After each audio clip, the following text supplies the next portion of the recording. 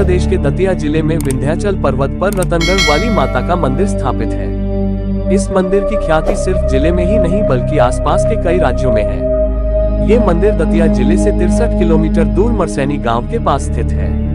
नवरात्रि का हर देवी भक्त को बड़ी बेसब्री से इंतजार रहता है।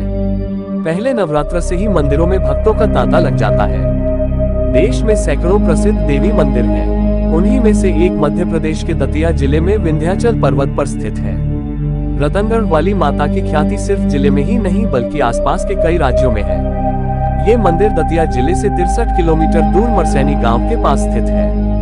मंदिर घने जंगल के बीच स्थित है।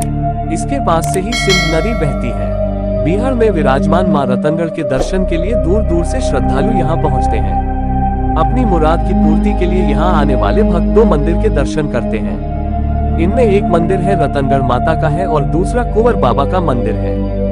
भाई दूज के साथ साथ नवरात्र में हर साल लाखों की संख्या में मां के भक्त यहाँ दर्शन के लिए आते हैं। प्रसिद्ध रतनगढ़ माता के मंदिर का इतिहास काफी पुराना है।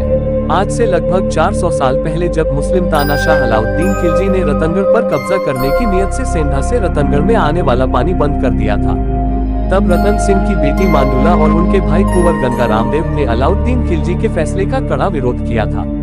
इस बात से नाराज खिलजी ने वर्तमान मंदिर रतनगढ़ वाली माता के परिसर में बने किले पर आक्रमण कर दिया। वहीं रतन सिंह की खूबसूरत बेटी मांडुला पर भी खिलजी की बुरी नजर थी। इसी बुरी नजर के साथ खिलजी की सेना ने महल पर आक्रमण किया था। मुस्लिम आक्रमणकारियों की बुरी नजर से बचने के लिए बहन मांडुला जंगल में समाधि ले ली।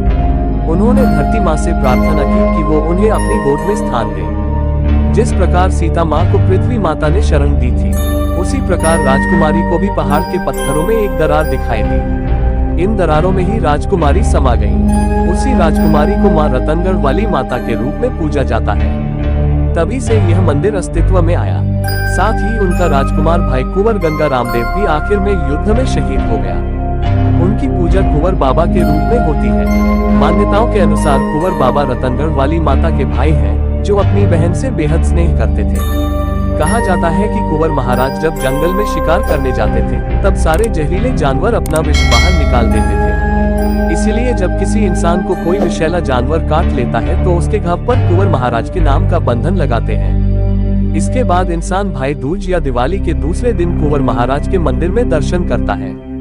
यह मंदिर छत्रपति शिवाजी महाराज की मुगलों के ऊपर विजय की निशानी है।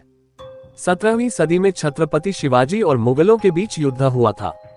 कहा जाता है कि रतनगढ़ वाली माता और कुंवर बाबा ने शिवाजी महाराज के गुरु रामदास को देवगढ़ के किले में दर्शन दिए थे।